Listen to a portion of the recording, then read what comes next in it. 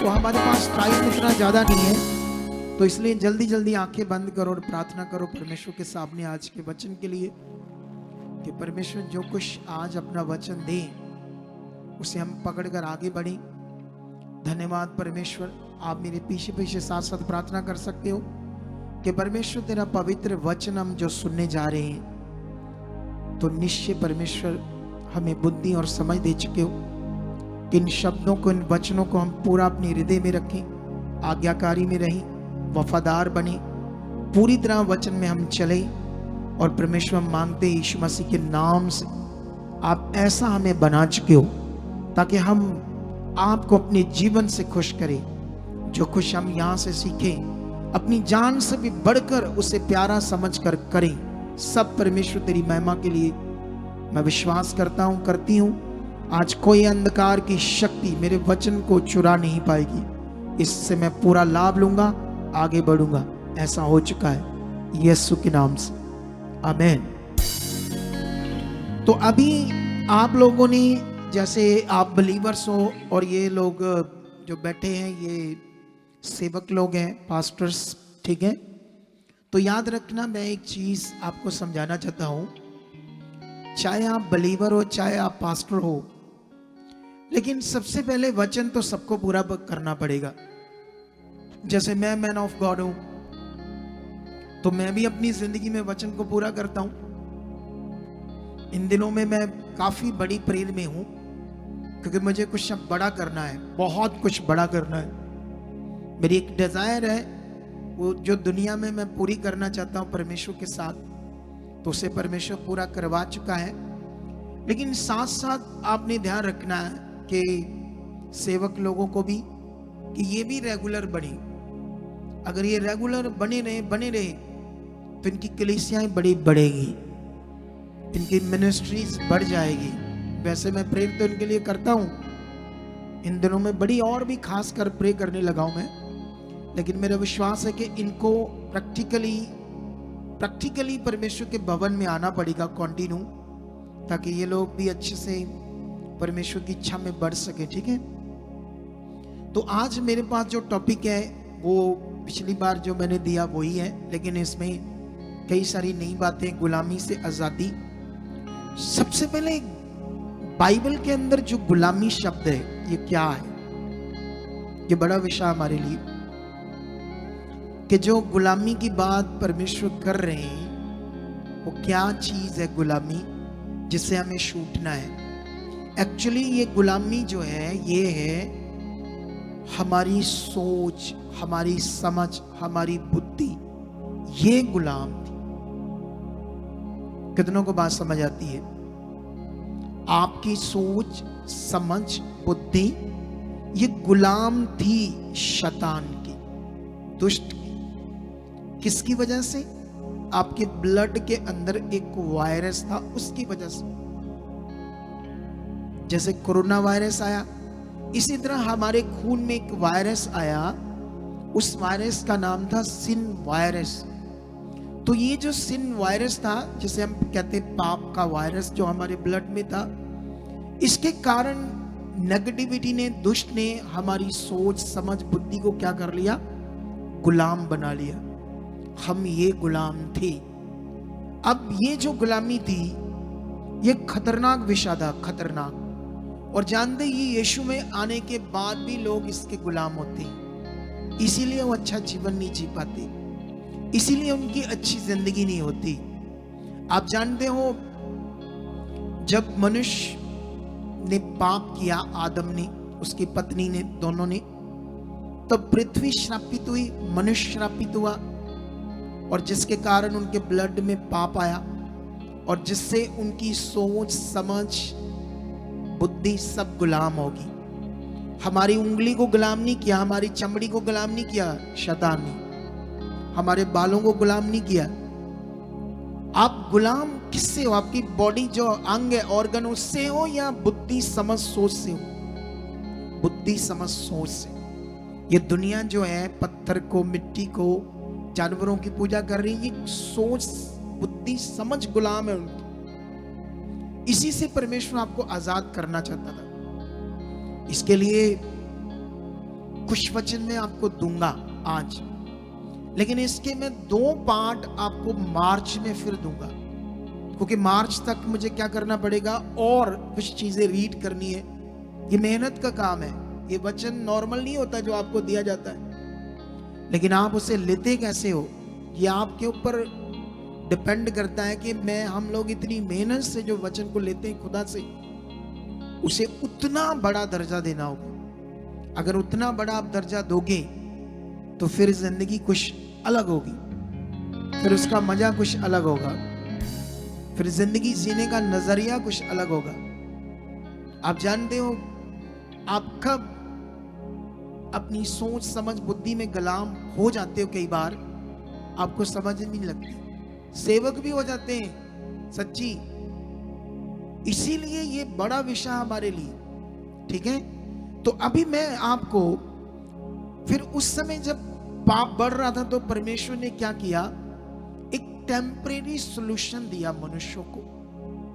Temporary solution उसे बोलते हैं मोसेस लॉ, ऐसे बोलते हैं इंग्लिश में, लेकिन उसको सही से अगर और समझेंगे तो ये कहते हैं मूसा के द्वारा व्यवस्था। वैसे जो व्यवस्था शब्द होता है इसका मतलब होता है प्रबंध, किसी चीज की व्यवस्था करना, किसी चीज को इंतजाम करना, क्या करना। तो ये जो मूसा के द्वारा परमेश्वर ने व्यवस्था दी, और जानते जो से ऐसी वो व्यवस्था थी, जैसे अभी आप चर्च आते हो, कभी नहीं आते, कभी बात मानते कभी नहीं मानते। उस समय जो ऐसे नहीं करता था उसको मौत थी, उसके लिए मौत। सोचो कैसी सख्त व्यवस्था थी, कैसा सख्त मनुष्यों के विरोध में कानून था।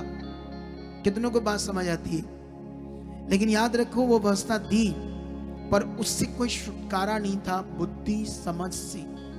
जो बुद्धि सोच समझ गुलाम थी उस समय लोगों की, उससे भी छुटकारा नहीं था। लेकिन एक्चुअल में उनको आत्मिक ज्ञान समझ नहीं आना था उस समय, क्योंकि अभी तक यीशु मसीह पैदा नहीं हुआ था। क्योंकि यीशु मसीह का जो भविष्यवाणी तो हो चुकी थी पूरी पृथ्वी को छुटकारा देने की, लेकिन उससे छुटकारे का जो प्रैक्टिकली नियम यीशु मसीह ने अपनी बॉडी से करना था वो तो पेंडिंग था। लेकिन इसीलिए पुराना नियम जब हम पढ़ते तो बहुत गड़बड़ है, बहुत कुछ गड़बड़ तुम्हें समझ आएगी वहां, मार धाड़ बहुत चीजें गड़बड़, क्योंकि गड़बड़ी का टाइम था, बड़ा खतरनाक गड़बड़ी का टाइम था। तो अभी भी जो लोग सच्चाई नहीं समझ रहे, वचन की अखंडता को नहीं समझ रहे, वचन की इंपॉर्टेंस को नहीं समझ पा रहे, वो लोग आज भी अपनी बुद्धि समझ सोच में नेगेटिविटी के क्या बने हुए हैं, गुलाम। लेकिन इसीलिए इससे आजाद होना हमारे लिए बड़ा जरूरी है।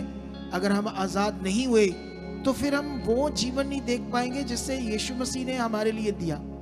जबरदस्त जीवन है यीशु मसीह में, जबरदस्त, मतलब इतना जबरदस्त कि आप सोच नहीं सकते। तो वो जीवन अगर आप चाहते हैं तो फिर ज्ञान को समझना होगा, प्रैक्टिकल को समझना होगा, वचन को समझना होगा, इन सब बातों पर ध्यान देना होगा। तो आइए मैं आपको समझाने की कोशिश करता हूं। सबसे पहले मैं गलातियों का एक वचन आपके लिए पढ़ाना चाहता हूं आज, ठीक है।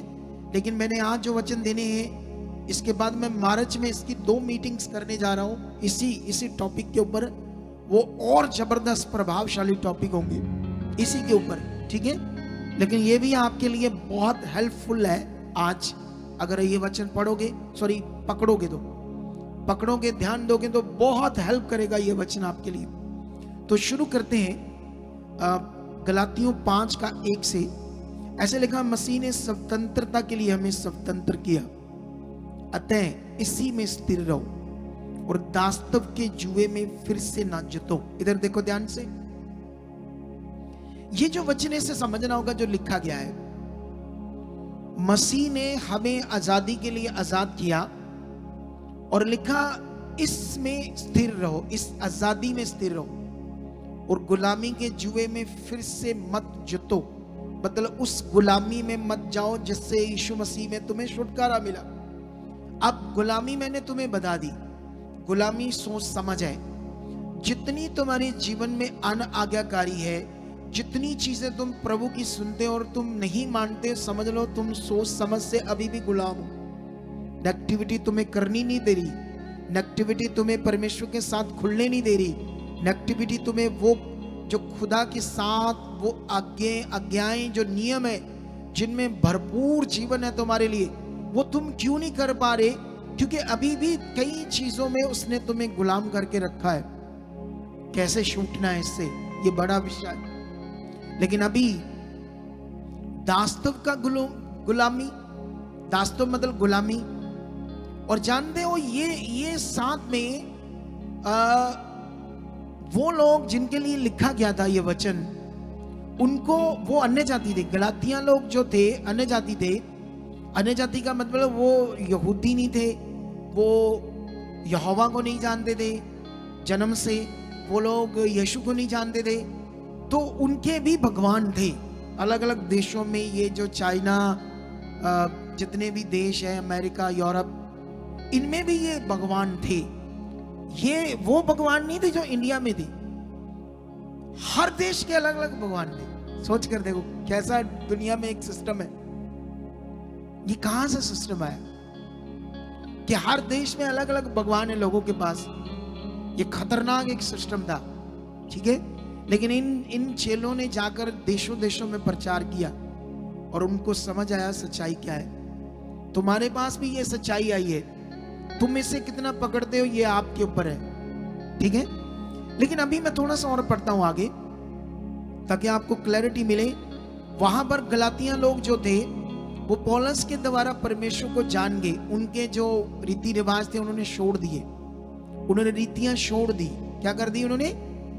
जो उनके जन्म से जो भी वो कुल के लोग थे, धर्म जाति के लोग थे, क्या क्या करना था, कैसे पत्थर मिट्टी चीजें थी, रीति रिवाज वो करते थे। लेकिन पौलुस के द्वारा उन्होंने छोड़ दिया। लेकिन जब छोड़ दिया तो वो पवित्र आत्मा का दान पा गए। लेकिन पवित्र आत्मा का दान पाने के बाद वो परमेश्वर के साथ चलने लगे। लेकिन पौलुस से भी पहले जो यहूदी लोग अगुए थे, उन्होंने आके गलातिया के लोगों को नेगेटिव किया। ये पौलुस बेवकूफ है, इसका दिमाग खराब है। जो मूसा की व्यवस्था है उसमें जो रीतियां करनी पड़ेगी उद्धार पाने के लिए, उन्होंने आकर नेगेटिव किया। और ये लोग, इनका मन आगे पीछे हुआ। जैसे अभी अलग अलग चर्चेस के लोग हमारे पास आते हैं तो यहां पर हम रीतियां तो करते नहीं, तो वो कोई ना कोई शैतान किसी से नेगेटिव करके उनको कहना नहीं, इनसे पहले ये देखो करते थे, ये रीति है, ये रीति है। समझ आया नहीं समझ आया? तो यहां पर क्या हो रहा है, पूरी बुक पढ़नी पड़ेगी। पूरी बुक पढ़ने के बाद आपको कॉन्टेक्स्ट समझ आएगा यहां हो क्या रहा था। वचन जो है ये बड़ा विषय हमारे लिए। मैं आप पर मेहनत करता हूं, आपको आसान करके वचन समझाता हूं, लेकिन तुम्हारा काम भी ये पकड़ना। जब तक तुम पकड़ोगे नहीं वचन को, तुम्हारे पास ऑप्शन है, ये मीटिंग इंटरनेट पर रहेगी, तुम 2 बार सुन सकते हो, ध्यान दे सकते हो, बाइबल रख सकते हो, आगे बढ़ सकते हो। तुम्हारे ऊपर है कितना आगे बढ़ना है। लेकिन यहां पर जब उन्हें नेगेटिव कर रहे थे तो यहां पौलुस उनको ये पत्री लिखकर ठीक कर रहा है। और जब तुम ये पढ़ोगे ना थोड़ा सा 3 का 1, यहां से और क्लैरिटी मिलेगी।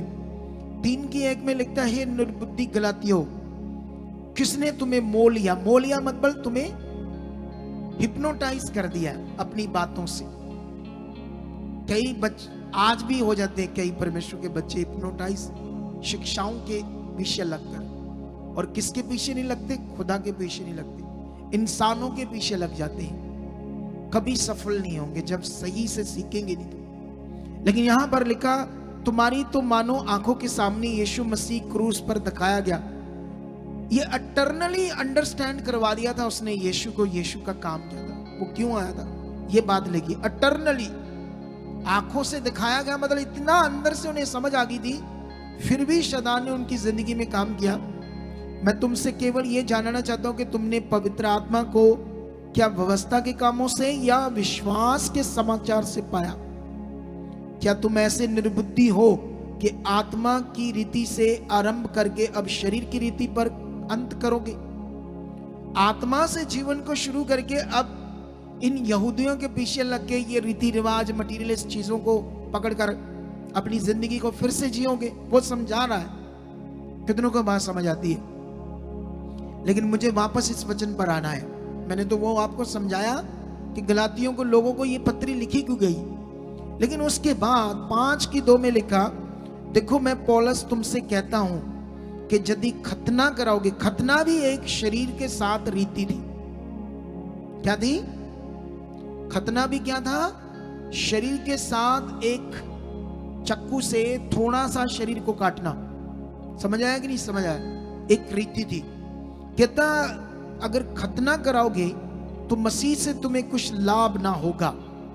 फिर भी मैं हर एक खतना कराने वाले को जताए देता हूं कि उसे सारी व्यवस्था माननी पड़ेगी।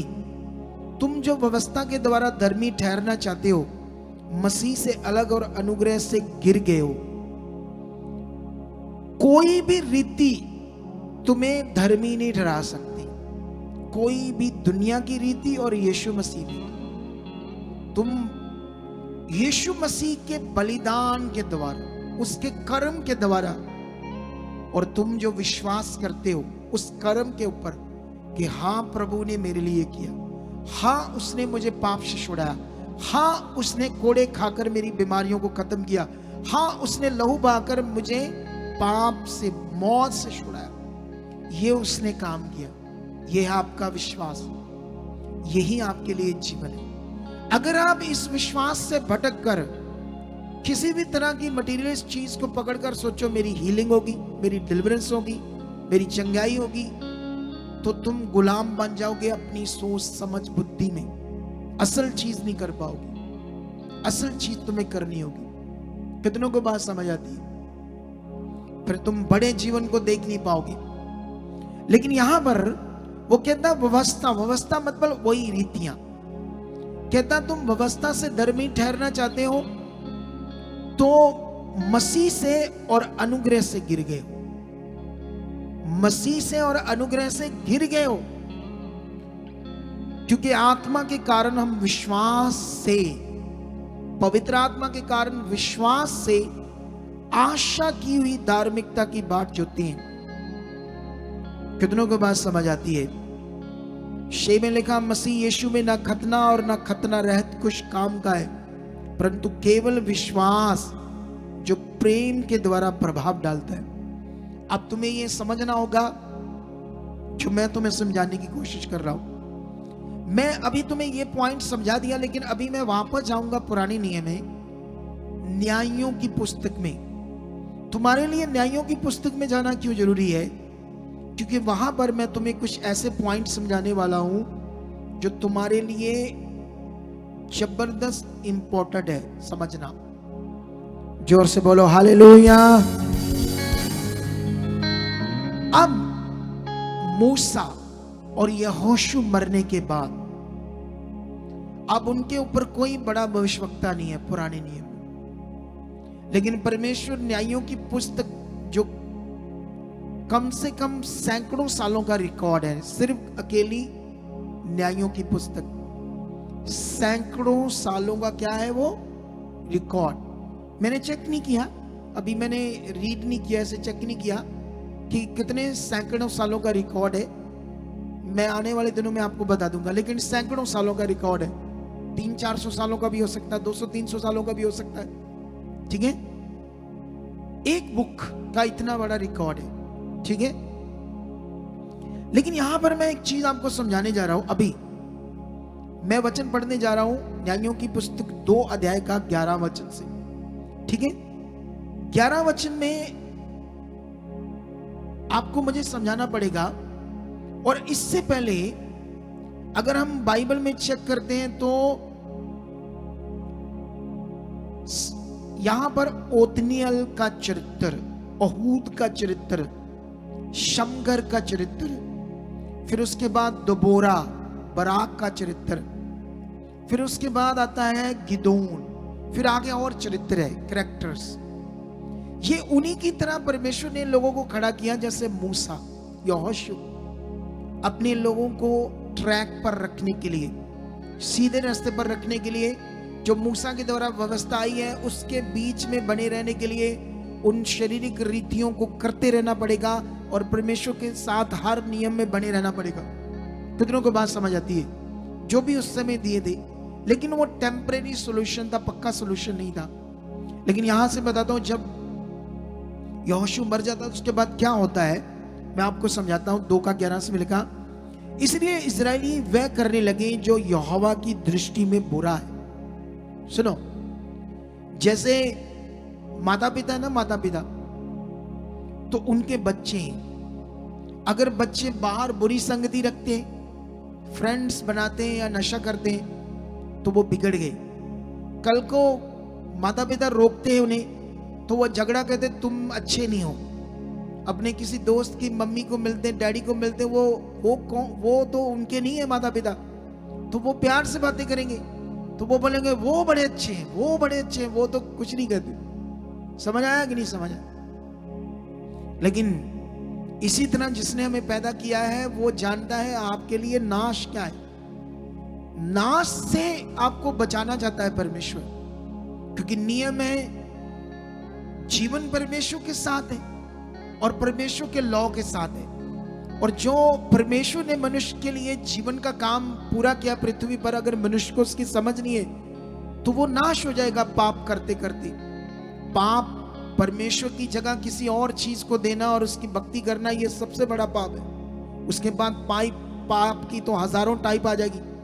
लेकिन यहां पर क्या लिखा है? 2:11 में लिखा है, इसलिए इजरायली वह करने लगे जो यहोवा की दृष्टि में बुरा है और बाल नामक देवताओं की उपासना करने लगे। और वह अपने पूर्वजों के परमेश्वर यहोवा को, जो ने मिस्र देश से निकाल लाया था, त्याग कर प्राय देवताओं अर्थात आसपास के लोगों के देवताओं की उपासना करने लगे और उन्हें दंडवत किया, उनकी भक्ति करने लगे और यहोवा को रिस दिलाई। वह यहोवा को त्याग कर बाल देवताओं और अश्तारोत देवियों की उपासना करने लगे। इसलिए यहोवा का कोप इजरायलियों पर भड़क उठा और उसने उनको लटेरों के हाथ में कर दिया और वो लटेरे उन्हें लूटने लगे। और उसने उनको चारों ओर के शत्रुओं के अधीन कर दिया और वह फिर अपने शत्रुओं के सामने ठहर न सके। जहां कहीं वे बाहर जाते वहां यहोवा का हाथ उनकी बुराई में लगा रहता, जैसे यहोवा ने उनसे कहा था, वरन यहोवा ने शपथ भी खाई थी। इस प्रकार वह बड़े संकट में पड़ गई। ये जो पुराना नियम है, ये पीछे वाली जो लाइट्स बंद हो गई है इनको बोलो जला देना, लेकिन सिस्टमैटिक नंबर नोट करके रखो, कौन सा लाइट वाला, कौन सा पंख वाला। ठीक है, इधर ध्यान दो मेरी तरफ। जो आपने सुना मुझे रिपीट करने की जरूरत नहीं। मैंने पहले से आपको समझाया कि इस दुनिया में हर देश के अलग अलग भगवान हैं। बाल नाम का भगवान ये आपको मिलेगा कहां? ये कनान देश में, वहां पर था, अभी तो इसका नाम खत्म हो गया दुनिया से।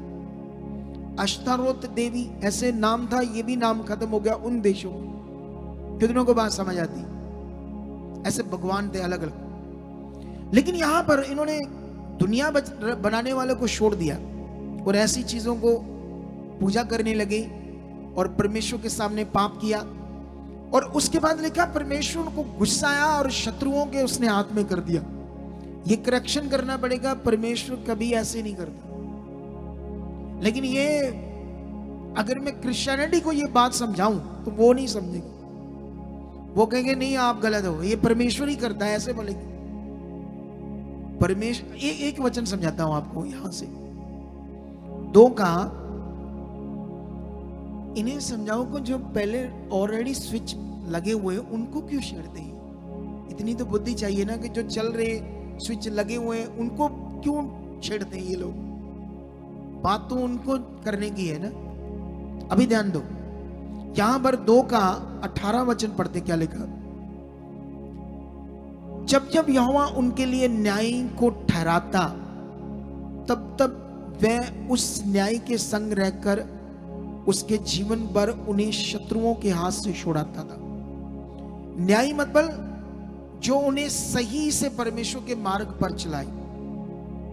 और परमेश्वर से यूज करता था युद्ध करने के लिए, शत्रुओं से और अपने लोगों को बचाने के लिए। समझ आया नहीं समझ आया?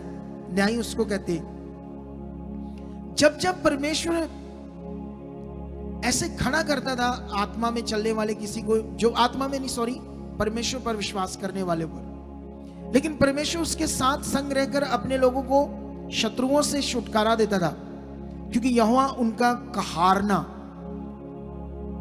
कराहना मतलब पीड़ा, दुख, चीखना, जो अंधेर और उपद्रव करने वालों के कारण होता था, सुनकर दुखी था।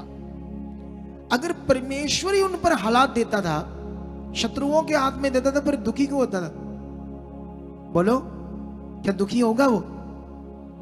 आप जब जब परमेश्वर से दूर होंगे तो शैतान को मौका आपकी जिंदगी को नष्ट करना, आपकी जिंदगी को बर्बाद करना। इसीलिए जब आपको समझाते नियम में रहो, इसीलिए जब समझाते रेगुलर संगति में जाओ। कभी कभी कुछ लोग आते नहीं है तो टीम को, कभी मुझे याद आ गया किसी बंदे के बारे आपको कॉल कराया, आप उस कॉल को भी अपनी मर्जी से लेना ना लेना, अरे समझते नहीं है बच्चे, बाद में फंस जाएंगे। कितनों को बात समझ आती है?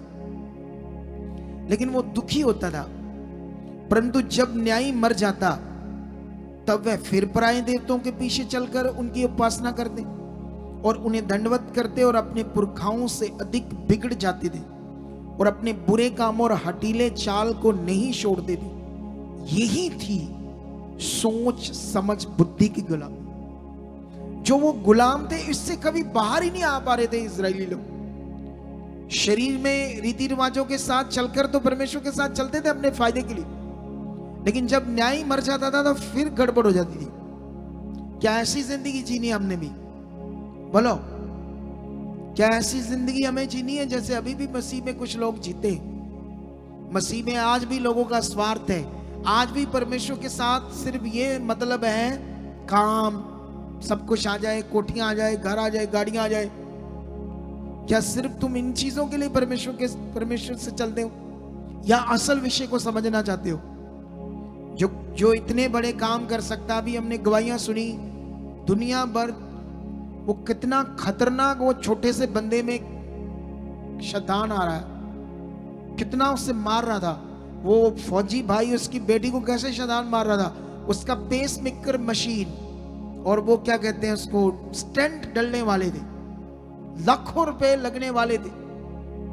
ऐसी ताकत प्रकट करके परमेश्वर आपको दिखा रहा मैं हूं, लेकिन आपकी मन की आंखें खुलनी चाहिए, आपका दिल खुलना चाहिए, आपका रिश्ता बढ़ना चाहिए।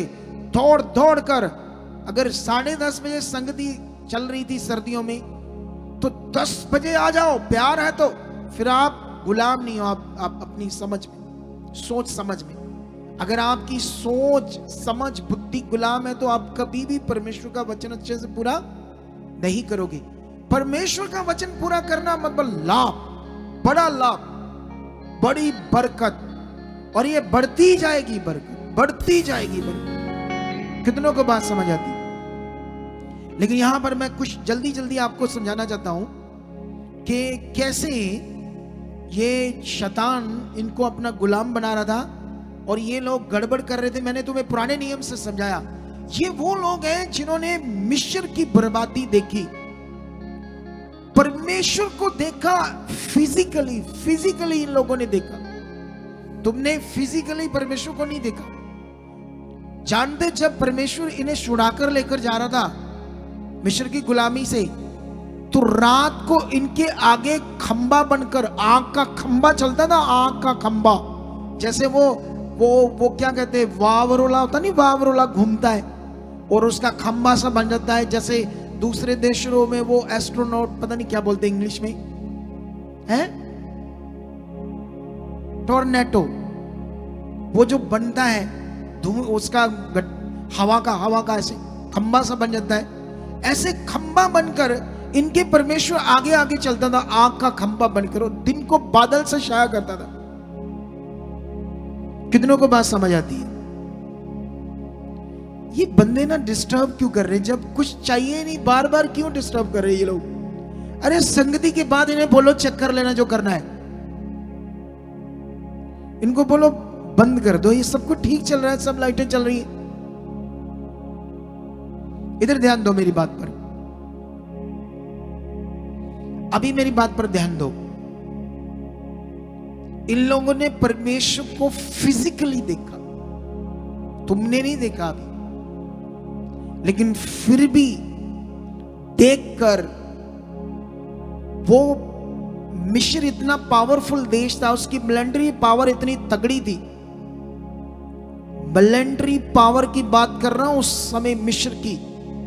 एक मूसा है बस, और परमेश्वर उसको इस्तेमाल कर रहा है छुड़ाने के लिए। कभी उस देश का पूरा पानी लहू बन रहा है, कभी उस देश में पूरे मेंढक आ रहे, कभी उस देश में पूरी टिड्डियां उनके फसलों को, पेड़ों को खत्म कर रही, कभी उनके सारे पशु खत्म हो रहे, कभी आग के गोले ऊपर से गिर रहे उस देश में। इन लोगों ने अपनी आंख से सारा कुछ देखा, और फिर जाकर राजा ने घुटने टेक कर बोला इन्हें ले जाओ। कहां छोड़ता था वो? इन लोगों ने देखा। फिजिकली सब कुछ देखते हुए भी ये बार बार परमेश्वर को छोड़कर क्यों मिट्टी पत्थर की चीजों को पूजा कर रहे थे बार बार? क्योंकि गुलाम थे सोच समझ में। अभी यीशु की कुर्बानी नहीं हुई थी, अभी पवित्र आत्मा का कोई दान नहीं था। पवित्र आत्मा का दान अभी अवेलेबल कोई होने का कोई नियम ही नहीं पृथ्वी पर पूरा हुआ था। कितना बड़ा ज्ञान है आपके लिए, कितनी बड़ी समझ की बातें हैं। और फिर अगर हम डक्के डोले खाने वाली जिंदगी जीते, आगे पीछे जिंदगी जीते हैं, तो फिर कैसे भला होगा? इतना शक्तिशाली परमेश्वर का ज्ञान सुनकर, इतनी शक्तिशाली बातें, वचन ज्ञान की बातें सुनकर आपको इस वचन को और भी सुनना होगा, ताकि इस बातों में आप अपने आप को तैयार कर सको। लेकिन यहां पर उसके बाद मैं आपको समझाना चाहता हूं, अगर आप पढ़ोगे उसके बाद ओतनियल के बारे में, तो ओतनियल ने 40 साल न्यायी बना, इनको छुड़ाता रहा। वचन में लिखा है 3:11 में लिखा, तब 40 वर्ष तक देश में शांति बनी रही। तब कंजी का पुत्र ओतनियल मर गया। और जैसे बढ़ता है, और 12 में लिखा, 3:12 में लिखा है, तब इस्राएलियों ने फिर यहोवा की दृष्टि में बुरा किया। जैसे वो छुड़ाने वाला मर जाता है, अगर आज एक अगुआ आपको छुड़ा रहा है, वो मर जाता है। मर जाने का मतलब 2 तरह का मरना है, एक तो रियल में मर गया, एक आत्मिक जिंदगी में मरा हुआ अगुआ है, बुराई करता है, सब गंदे काम करता है, शारीरिक अगुआ भी। आप कौन सा उसे जानते हो कि ये आत्मिक है कि शारीरिक है? आप तो दूर से देख रहे हो ना उसको, वो वचनों से आपको समझा रहा है, लेकिन खुद वो गलत है, खुद शारीरिक है, खुद उसका विश्वास गड़बड़ है, तो वो आपको छुड़ा नहीं सकता, आपकी जिंदगी को अच्छा नहीं कर सकता। कितनों को बात समझ आ रही? ये बड़ा विषय है आपके लिए। लेकिन यहां पर जब जब न्याय मरता था, फिर लोग वही गड़बड़ चीज कर रहे थे, वही गड़बड़ जो मैं समझा रहा हूं आपको। लेकिन यहां पर अगर आप पढ़ते जाओगे, तो बोरा के बारे में, बराक के बारे में पढ़ोगे, तो औरत को परमेश्वर ने इस्तेमाल किया अपने लोगों को छुड़ाने के लिए। और जानते, ये औरत को परमेश्वर ने 40 साल तक उस देश में छुड़ाया। और अपने लोगों, जैसे वो मर गई, जैसे दोबोरा, ऐसे लिखा है, दोबोरा और बराक भी इस दुनिया से चला जाता है, तो देश में 40 वर्ष तक तो शांति रही। लेकिन 6:1 में पढ़ते क्या लिखा, तब इस्राएलियों ने यहोवा की दृष्टि में बुरा किया, इसलिए यहोवा ने उन्हें मिद्यानियों के वश में 7 वर्ष कर दिया। ये पुराने नियम में 3 या 4 बार शदान का नाम आता है। 4-5 हजार सालों के रिकॉर्ड में, कितने सालों के? 4-5 हजार सालों के रिकॉर्ड में शदान का नाम कितनी बार आता है? 3-4 बार। और नए नियम सिर्फ लिखित रूप में जो हमारे पास नया नियम है, वो 50 सालों का रिकॉर्ड है, जिसमें 100 से भी ज्यादा बार शैतान का नाम आता है, वो भी पूरा डायरेक्ट। पुराने नियम में कोई डायरेक्ट उसका कोई नाम नहीं है, सिंपल सा बीच में थोड़ा सा जिक्र आता है, क्योंकि पुराने नियम में शैतान को शो ही नहीं किया गया कि शैतान नाम की कोई चीज है। अगर परमेश्वर से शो करता तो वो तो उसे ही अपना पूरा ईश्वर मान लेते। कितनों को बात समझ आती? ये ना बच्चे हट ही नहीं रहे डिस्टर्ब करने को। इनको बोलो जो आपने करना है संगति के बाद कर लेना, अब सब ठीक चल रहा है, बार बार मत स्विच छोड़ो उनको, ठीक है। अभी ध्यान दो आप लोग, यहां पर लिखा 2 में मद्यानी इस्राएलियों पर प्रबल हो गए। मद्यानियों के डर के मारे इस्राएलियों ने पहाड़ों के गहरे खड्डों, गुफाओं और किलों को और अपने निवास बना लिया। सोच कर देख लो, तो उस समय इतना अंधकार था कि पूरी दुनिया की जातियां जो थी एक दूसरे से लड़ रही थी, मारकर उन्हें खत्म कर देती थी, उनकी पत्नियों को लूट लेती थी। ऐसा शैतान लड़वा रहा था उस समय, इतनी खतरनाक लड़ाइयां चल रही थी। इतिहास पढ़कर देखो, उसके बाद भी इतिहास पढ़कर देखो, अभी 1000 साल पहले का इतिहास पढ़कर देखो, इंडिया में कितनी खतरनाक लड़ाइयां चल रही थी। ये सब क्यों लड़ रही थी दुनिया? आज भी देश देश से लड़ रहे, क्यों लड़ रहे? पाप, सिन वायरस किसके गुलाम है? दुष्ट के। सोच समझ बुद्धि गुलाम है। इतना पाप बढ़ रहा है दुनिया में, आप सोच ही नहीं सकते। हम तो यीशु में, तो हम तो प्रेयर में रहते हैं, तो इतना खबर नहीं रखते इधर उधर की, लेकिन पाप इस हद तक बढ़ चुका दुनिया में, तुम सोच ही नहीं सकते। लेकिन अभी हम ही लोग हैं जो दुनिया को बचा सकते, हम ही लोग हैं जो गुड न्यूज देकर लोगों को सच्चाई में ला सकते, ताकि वो अनंत जीवन पाए, पाप से मुक्त हो जाए। मुक्ति का मतलब ही पाप से मुक्त होना, कोई और विषय नहीं है। और इसके लिए एक पवित्र कुर्बानी हुई, वो है यीशु। इस दुनिया में बिना पाप से पैदा हुआ कौन है जिसकी कुर्बानी हुई? समझ आया नहीं समझ आया? लेकिन यहां पर 3 में लिखा, वो इतनी बुरी हालत कर दी दूसरी जातियों ने इनकी, क्योंकि ये फिर बुरा करने लगे, फिर वो काम करने लगे जिससे ये श्रापित हो रहे थे। लेकिन अब जो पहाड़ों के गहरे खड्डे होती है, गुफाएं होती है पहाड़ों के बीच में, उनके अंदर छिप कर रहते थे बेचारे ये लोग। इतना बुरा हाल हो गया। जब जब इजरायली बीज बोते, तब तक मद्यानी और अमालेकी और पूर्वी लोग उनके विरुद्ध चढ़ाई करके, जब ये अपनी फसल बीजते थे खाना खाने के लिए, क्योंकि जिंदा कैसे रहेंगे बिना खाने से, तो वो दूसरी जातियां आकर क्या करती थी? 4 में लिखा, अज्जा तक छावनी डालकर भूमि की उपज नष्ट कर डालते थे, और इजरायलियों के लिए ना तो कुछ भोजन वस्तु और ना भेड़ बकरी, ना गाय बैल और ना गधा छोड़ते थे, क्योंकि वह अपने पशुओं और डेरों को लिए हुए चढ़ाई करते और टिड्डियों के दल के समान बहुत आते थे, और उनके ऊंट भी अनगिनत होते थे, और वह देश को उजाड़ने के लिए उसमें आया करते थे। और मद्यानियों के कारण इजरायली बड़ी दुर्दशा में पड़ गए। तब इजरायलियों ने यहोवा की दुहाई दी। कितनों को बात समझ आती? क्या तुम अपनी सोच बुद्धि समझ में गुलाम रहकर तब परमेश्वर के पास सही चलोगे, या तब आओगे जब आप हालात में आओगे,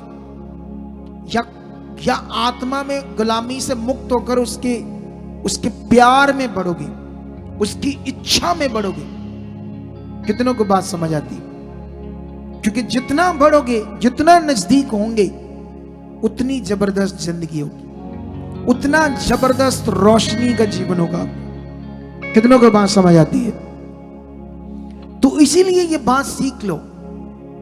क्यों ये बार बार फंस रहे थे? क्योंकि ये गुलाम थे उस समय। यीशु की अभी कुर्बानी नहीं हुई थी, अभी पवित्र आत्मा का कोई दान नहीं था। समझ आया नहीं समझ आया? फिर गिदोन उठता है, गिदोन को स्वर्गदूत दर्शन देता है, गिदोन को वो शूरवीर कहता है। गिदोन कहता है, कहां शूरवीर? यहोवा ने तो हमारी सुधि नहीं ली, लेकिन उसने बताया वो तुम्हें यूज करना चाहता अपने लोगों को छुड़ाने के लिए। अगर उसने मुझे खड़ा किया तो आपको छुड़ाने के लिए। आपका काम है सीरियस रहना, आपका काम है संगति को सुनना, आपका काम है लगातार मीटिंग में आते रहना, आपका काम है, क्योंकि जब आपको परमेश्वर छूता है, जब आपके काम होते हैं, तो वो आपको कितना ऊंचा और आगे ले जा सकता है, ये आपको पता होना चाहिए। आत्मा में, ज्ञान में, वचन में, आज्ञाओं में। कितनों को बात समझ आती? अगर ये बात हमें अच्छे से समझ नहीं है, तो फिर वो आपकी बुद्धि और समझ को आपको गुलाम बना लेगा, फिर से आपको संसार में ले जाएगा, फिर से आप टपोरी काम करोगे, गड़बड़ काम करोगे, आपकी जिंदगी को वो नष्ट करेगा, बीमारियों से, हालातों से दुष्ट, लेकिन परमेश्वर के पास हमारे लिए जीवन है। हम कितनी गवाहियां आज देख रहे थे, कितने बड़े काम आप सुन रहे थे आज। याद रखो, ये बड़े काम, बड़ी गवाहियां परमेश्वर की प्रेजेंस को दर्शा रही, परमेश्वर की होंद को बता रहे कि वो जिंदा खुदा है। धन्यवाद प्रभु, मैं बढ़ चुका। धन्यवाद प्रभु, मेरा मन खुल चुका। ये जो मैं ज्ञान सुन रहा हूं इसमें मैं पूरा कर रहा हूं। लेकिन अभी हम जाएंगे वचन में, इसका 8 का लगभग ये वचन मिलेगा हमें 28। ये न्यायों की पुस्तक, ऐसा लिखा है, इस प्रकार मिद्यानी इजरायलियों से दब गए। किससे? गिदोन के कारण। बीच में जो देखोगे तो बड़ा युद्ध है, पूरी तरह से हरा दिया गिदोन के द्वारा इजरायलियों ने।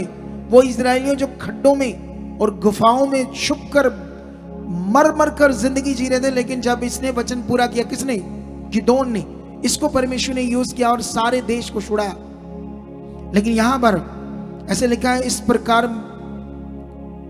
मिद्यान इजरायलियों से दब गया और फिर सिर ना उठाया, और गिदोन के जीवन भर अर्थात 40 वर्ष तक देश चैन से रहा। अगर 29 से पढ़ोगे तो वो मर गया। कौन? गिदोन। उसके बाद पढ़ना, फिर वही गड़बड़, जैसे आज लोग गड़बड़ कर रहे। आज भी गड़बड़ गड़बड़ गड़बड़ जीवन जीते हो तो नेगेटिविटी आपके जीवन को स्टॉप करती है।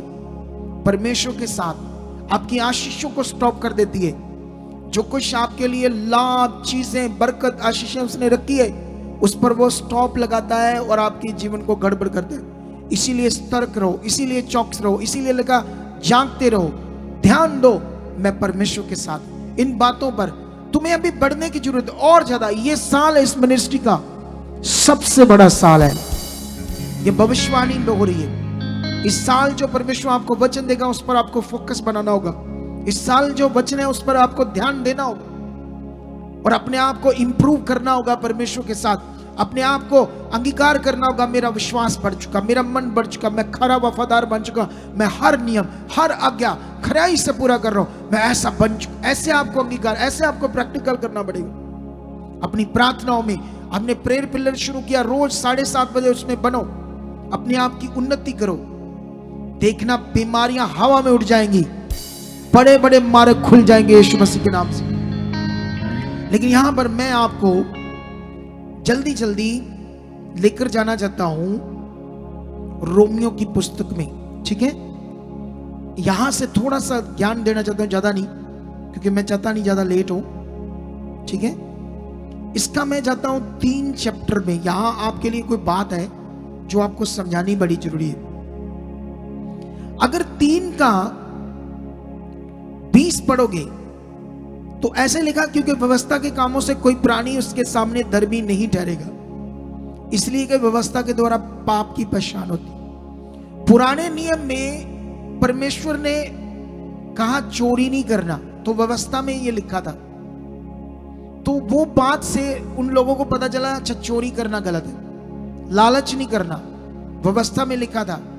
लेकिन व्यवस्था में और भी बड़ी रीतियां थी, जानवरों का बलिदान करना, मटीरियलिस्ट चीजों के साथ परमेश्वर के सामने कुछ चीजें ऐसी करनी, बहुत चीजें थी। 616 आज्ञाएं थी पुराने नियम की व्यवस्था में, और कठिन भी बड़ी थी, कुछ सख्त बड़ी थी। जरा सी गलती और मौत, ऐसे था पुराना नियम। कोई दया नहीं थी, कोई अनुग्रह नहीं था पुराना नियम। लेकिन व्यवस्था के कामों से कोई परमेश्वर के सामने धर्मी नहीं ठहर सकता था। लेकिन 21 से पढ़ते क्या लिखा, परंतु अब व्यवस्था से अलग परमेश्वर की वह धार्मिकता प्रकट हुई है जिसकी गवाही व्यवस्था और भविष्यवक्ता देते। पुराना नियम एक ऐसी धार्मिकता की गवाही दे रहा था, पुराना नियम, कि परमेश्वर पृथ्वी पर अनुग्रह करेगा, कुंवारी से एक बच्चा पैदा होगा और परमेश्वर पूरी दुनिया को छुड़ाएगा। पहले से ये भविष्यवाणियां, पहले से वचनों में ये लिखा गया था परमेश्वर क्या करने वाला है। लेकिन व्यवस्था से अलग परमेश्वर की धार्मिकता जो हम कर रहे हैं, हमें समझ होनी चाहिए हमारी धार्मिकता क्या है। और धार्मिकता से, व्यवस्था से अलग धार्मिकता प्रकट हुई जिसकी गवाही व्यवस्था और भविष्यवक्ता देते, अर्थात परमेश्वर की वह धार्मिकता जो यीशु पर विश्वास करने से सब विश्वास करने वालों के लिए है, क्योंकि कुछ भेद नहीं, इसलिए कि सबने पाप किया और परमेश्वर की महिमा से रहते सब पापी थे, कोई कनेक्शन नहीं हो सकता था परमेश्वर के साथ, और उसकी महिमा, उसकी ग्लोरी उन पर नहीं आ सकती थी पाप के कारण। उस सोच समझ की गुलामी थी हमारी। लेकिन यहां पर और क्या लिखा, क्योंकि कुछ भेद नहीं, इसलिए कि सबने पाप किया और परमेश्वर की महिमा से रहते, परंतु उसके अनुग्रह से उस छुटकारे के द्वारा जो मसीह यीशु में सेध में धर्मी ठहराए जाते हैं, उसे परमेश्वर ने उसके लहू के कारण एक ऐसा प्रायश्चित ठहराया जो विश्वास करने से कार्यकारी होता है, और जो पाप पहले किए गए और जिन पर परमेश्वर ने अपनी सहनशीलता के कारण ध्यान नहीं दिया, उनके विषय में वह अपनी धार्मिकता प्रकट करी। सोच लो, परमेश्वर ने यीशु मसीह में एक ऐसा प्रायश्चित ठहराया हमारे लिए, जो विश्वास से वो प्रायश्चित काम करता है। वो प्रायश्चित का मतलब होता है पश्चाताप करना, किसी चीज से तौबा करना, किसी चीज से छूटने के लिए एक पश्चाताप या एक प्रायश्चित का मतलब एक सजा को काटना। क्या करना? जैसे मान लो एक मर्डर करता है आज दुनिया में, तो गवर्नमेंट क्या करती है उसको, सरकार क्या करती है उसको, प्रशासन, पुलिस डिपार्टमेंट, कोर्ट उसे सजा सुनाता है और पुलिस उसे पेश करती है और फिर उसको 20 साल की सजा होती है पाप की। और वो जो सजा किस लिए? ताकि वो फिर से गुनाह ना करे। सजा भुगतने के बाद इतना लंबा जीवन उसका एक चारदीवारी में बंद, एक कमरे में बंद रहा। एक बंदा जब घूमने फिरने काम करने वाला बंद रहेगा इतने साल, 20 साल, तो उसकी जिंदगी बर्बाद नहीं हो जाएगी? बोलो। इसीलिए वो सजा दी। और यहां पर लिखा है कि ऐसा प्रायश्चित, एक ऐसी सजा जो परमेश्वर खुद अपने ऊपर लेता है। सोचो उसका प्रेम, कितनों को बात समझ आती है? और खुद अपने ऊपर लेता है वो सजा, जिसमें वो अपनी धार्मिकता को प्रकट करता है। आपके पापों के कारण अपनी धार्मिकता को प्रकट करता है, जिसमें वो आपको सेध में जीवन देता है, विश्वास करने से, वापस परमेश्वर के पास आने से। कितनों को बात समझ आती है? 26 में लिखा, वरन इसी समय उसकी धार्मिकता प्रकट है, जिससे वह आप ही धर्मी ठहरे और जो यीशु पर विश्वास करे उसका भी धर्मी ठहराने वाला हो। लेकिन अभी इस वचन को मैं अगर बहुत लंबा ले जाऊंगा तो आपकी समझ से बाहर हो जाएगा, लेकिन मैं शॉर्ट में समझाना चाहता हूं। इधर देखो ध्यान से। खुदा सच्चा है जो आपसे प्रेम करता है। एक चीज याद रख लो, अगर आज भी आपका धर्म, जात पात आपके दिमाग में खड़ा है तो आप गुलाम हो, अभी आजाद नहीं हुए। अगर आपकी जातियां, आपका धर्म अभी भी आपके दिमाग में चल रहा है, मेरे बच्चे की शादी करनी, मेरा धर्म तो ये है, मेरे इस धर्म का चाहिए, तो आपको समझ नहीं आया पर परमेश्वर। आप तो छोटे से माइनर से बच्चे हो, बंदे हो, बुढ़ी हो, औरत हो, बहन भाई हो, माइनर्स, सिर्फ काम के लिए आए हो। असल चीज आपने छोड़ी हुई, असल वो रिश्ता, असल वो कनेक्शन, उसको ध्यान दो। यहां कोई धर्म, जात पात नहीं। अगर ये है तुम्हारे अंदर, तो तुम अभी भी अपनी सोच समझ बुद्धि में गुलाम हो, दुष्ट, अभी आजाद नहीं। जिसके लिए यीशु मसीह आया था तुम्हें आजाद करने के लिए, अच्छी जिंदगी जीने के लिए, शांत, फ्री, जिसमें तुम्हारा विश्वास अच्छे से काम करे, तुम्हारे विश्वास से परमेश्वर की पावर प्रकट हो। क्यों कभी कभी यीशु मसीह में इतने साल रहकर लोग हील नहीं होते? क्योंकि रीतियों को इस्तेमाल करते रहते हैं, बुद्धि से, समझ से वो गुलाम रहते हैं। परमेश्वर के साथ जो कनेक्शन और फेथ बनना, वो बन ही नहीं पाता उनका, इसीलिए वो हीलिंग नहीं ले पाते। हम क्यों इतने लोगों को हील कर पा रहे हैं? हम क्यों ऐसे लोगों को जो इतने पुराने प्रभु में चलते हैं और उनकी डिलीवरेंस कराते हैं? सही ज्ञान की वजह से, सही शिक्षा के कारण, सही फेथ की समझ के कारण। और जो मैंने तुम्हें समझाया है, अब जो प्रबंध है वो पवित्र आत्मा का प्रबंध है, और पवित्र आत्मा क्या करेगा? आपकी सोच समझ बुद्धि को आजाद कर देगा। यही एक तरीका है। लेकिन पवित्र आत्मा के बारे में तो हमारे लोगों को इतनी समझ नहीं है। पवित्र आत्मा को कभी मांगा नहीं जाता, इनवाइट नहीं किया जाता प्रार्थना में। वो एक ही बार आपके अंदर आ जाता है। फिर उसके साथ जीने का एक कानून है जो लोगों को आज सिखाया नहीं जा रहा। सिर्फ बात करते हैं, हाँ पवित्र आत्मा मांगो, पवित्र आत्मा ऐसा है, पवित्र आत्मा ऐसा है, लेकिन इसकी जो असल टीचिंग है पवित्र आत्मा के द्वारा चलने की, वो लोगों को समझ नहीं है। जिसलिए आज भी अपनी सोच समझ बुद्धि में क्या बन जाते लोग, गुलाम रहते हैं, जिस कारण अच्छा जीवन नहीं होता है। कितनों को बात समझ आई? तो ये डीपली चैप्टर था आज आप लोगों के लिए। क्या आपको समझ आया? क्या पुराने नियम में जैसे वो परमेश्वर की फिजिकल ताकत को देखने के बाद, फिजिकल मतलब उन्होंने अपनी आंख से ऐसा कुछ देखा था जिसे देखकर भी वो बार बार परमेश्वर से दूर हो रहे थे, क्योंकि नेगेटिविटी इस हद तक काम कर रही है, आज भी काम कर रही है, लेकिन जो आत्मा से नहीं चलते। इसीलिए कुछ लोग इतनी बड़ी चंगाई लेने के बाद भी परमेश्वर के साथ अच्छे से नहीं चलते। इतना बड़ा काम लेने के बाद भी फिर अपने कामों में लग जाते हैं, क्योंकि बुद्धि बंद कर देती नेगेटिविटी, ताकि जो अगले लाभ उन्हें ना मिले। जिसने तुम्हें एक छुटकारा दिया, जिसने तुम्हारी बीमारी को दूर किया, वो तुम्हारा घर सोना चांदी से भर देगा परमेश्वर। सोना चांदी का मतलब ब्लेसिंग, इतना ब्लेस कर देगा, इतना तुम्हें बढ़ा देगा। तो इसीलिए इस वचन को आज पकड़ लेना कि मुझे खरा बनना है, वफादार बनना है। हालात कैसे भी हो, सिचुएशन कैसी भी हो, खत्म हो जाएगी, बस बढ़ते जाओ, ध्यान दो, परमेश्वर के नजदीक बनते जाओ, उसकी इच्छा में बढ़ते जाओ, अंगीकार कर दो। ये नहीं है, इन गवाहियों को याद करो। जितना हालात है, लेकिन आप संगति में अगर बन गए, वो हालात जाना है। प्रॉब्लम तब होनी जब आप बीच में मन खराब करोगे, डाउट करोगे, आगे पीछे हो जाओगे, फिर गड़बड़ होगी। नए नए लोग जो आते, बने रहो, आते रहो प्रभु के पास। तुम्हारा जीवन चमक जाएगा, तुम्हारा घर चमक जाएगा, तुम्हारी जिंदगियां चमक जाएगी। और ये कहानी नहीं है, सच्चा वचन है परमेश्वर का। इसका लाभ सच्चा होगा, इसका फल सच्चा और पावरफुल होगा। कितनों को बात समझ आती है? वो पेपर यहां रख दो जो अनाउंसमेंट वाला, सुनो तो ध्यान दो। अभी हमने 20 बोना, लेकिन उससे पहले एक बात सुनो। अगले थर्सडे यहां पर संगति नहीं है मॉर्निंग को, क्योंकि अगले थर्सडे हमारा मोहाली में रिवाइवल मीटिंग है, बड़ी संगति है, शाम को 5 बजे।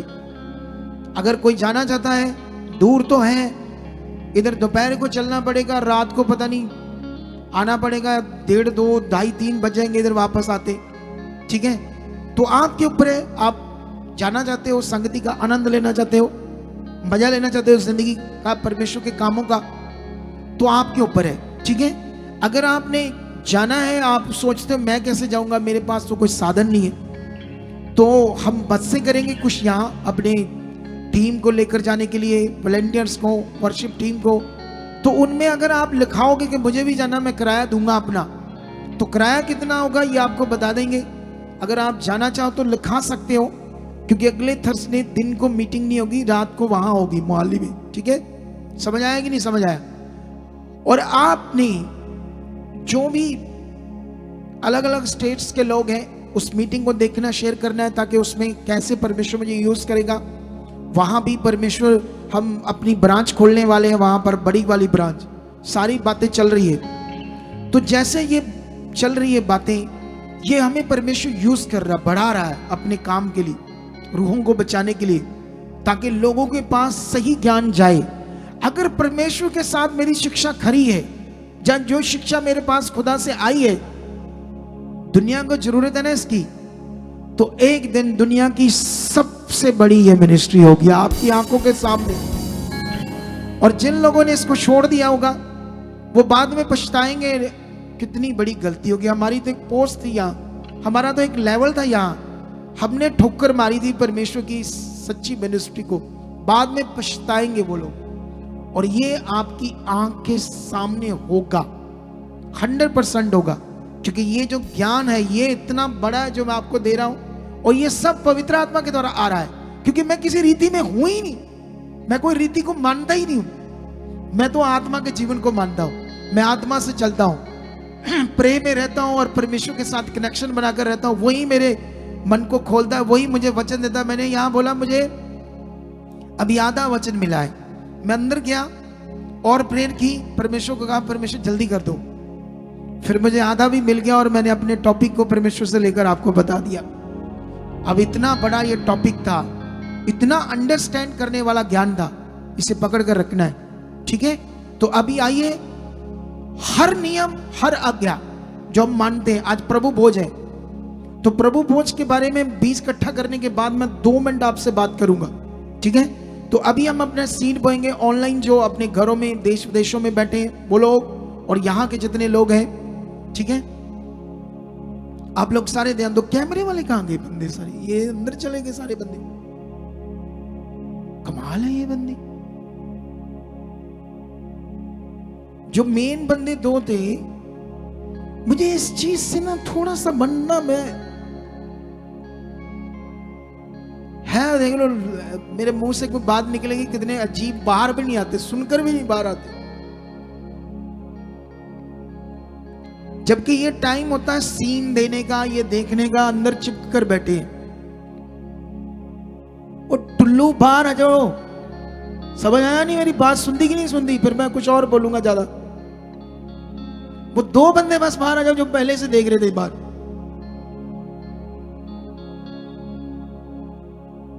उन्हीं को भेजो, वापस आ, उन्हीं को भेज दो। लोग शर्म आती है बाहर आने में उनको, कि लोगों को दिखेंगे कि हमारी बात हो रही है। इधर दो ध्यान मेरी बात पर।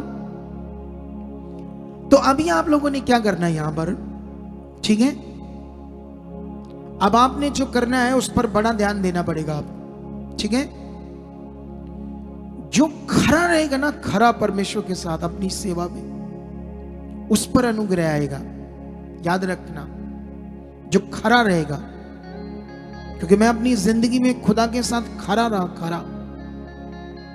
ये सीन देते रहना पड़ेगा, काम करते रहना पड़ेगा, रेगुलर ध्यान देते रहना पड़ेगा, क्योंकि ये किसी मनुष्य का काम नहीं है। किसका काम है ये? खुदा का काम है, खुदा का। दिल जान से भी बढ़कर इसे करना होगा।